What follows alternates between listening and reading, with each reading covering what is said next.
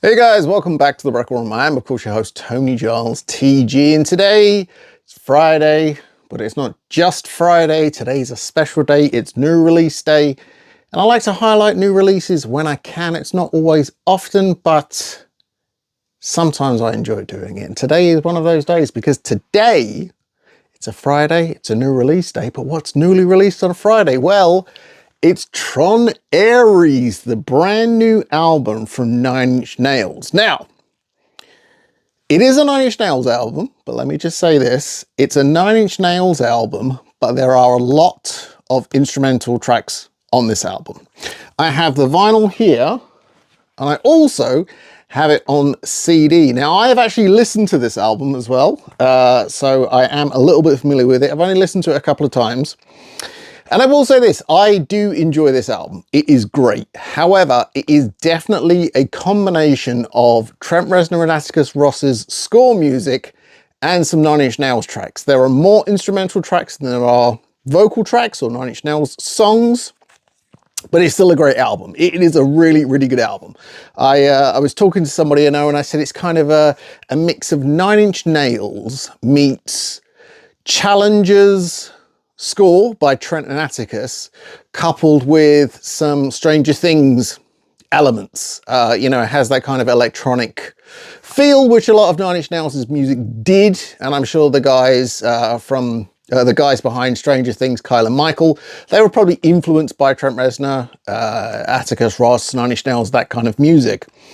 But I'm a big Nine Inch Nails fan. I have spoken before on this channel about Nine Inch Nails. I mean, I covered the single as Alive As You Need Me To Be a couple of weeks back. So I am pretty stoked here, and I've got this is the standard version of the CD, and I believe the indie variant of the album. And I'll show you the CD. I don't really cover CDs, but I wanted to have this to listen to it in the car, and yes, I could stream it, but this is always going to sound better, and CDs are super cheap these days. So it comes in a card sleeve. It has, how many tracks on this? 24 tracks, so there's quite a lot of music on here, quite a lot of content. Does it say? Over 70 minutes of content. So yeah, but as I say, it's divided up into instrumental and vocal tracks. And then you've got a gatefold here, which has a very, I think that's very distorted images there of Trent and Atticus. You can kind of make out Trent, but Atticus is really kind of blurred there. Nothing really amazing about the disc. Looks like a CD. There you go. But it does come with a CD booklet, or it's not even a booklet. It's just a one-page insert.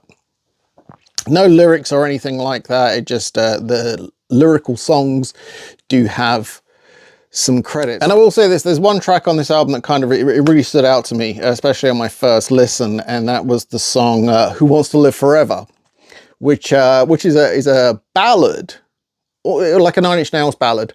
Kind of reminds me a little bit of A Warm Place from A Downward Spiral. It's that kind of, it's very somber, but it's a vocal track between Trent and I can't remember the artist's name. I'm blanking. I'll see if I can find it in here. But it's a beautiful song. It really is. I'm intrigued to know where it comes in the film. I am a big Tron fan. When the first movie came out, I was a kid, so I don't remember seeing it at the time of its original release, but I do remember Tron growing up, having it on VHS. And then I saw the second Tron movie. I can't remember the name, the one that Daft Punk did the score for. Great record, not so great film. Tron Ares, yeah, I mean, I'm surprised they are still making Tron content. I'm all for it, but I will see the film when it comes out. But what I like about this, and I will say this straight off, the way the songs have been split up on the album, because it's a double album, so you've got 4 sides, it works better as a listen on vinyl than it does on CD. Just going straight through, it kind of goes like this a bit.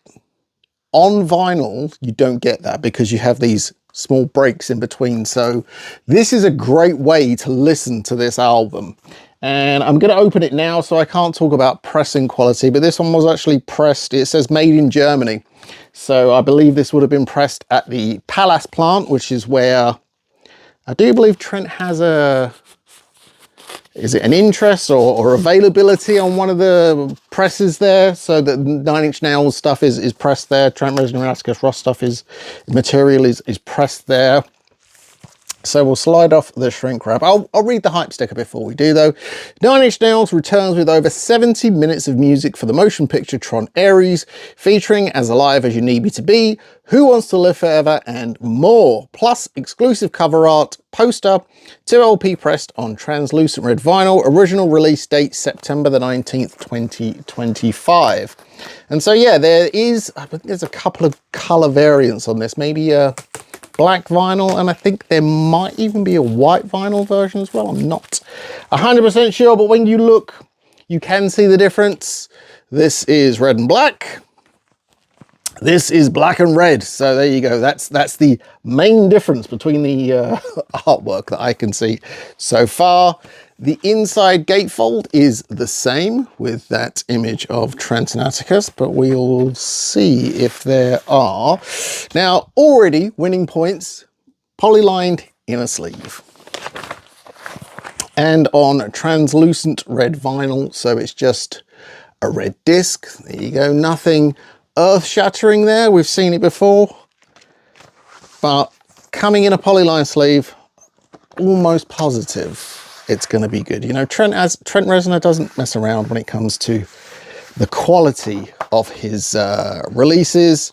This does come with a Nine Inch Nails Tron Ares poster.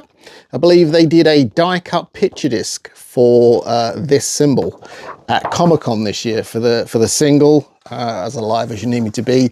I'm not a die-hard collector. I'll buy all the albums. If I see something fun, I might pick it up, but for the most part, I'm happy with the album, so I didn't grab that single.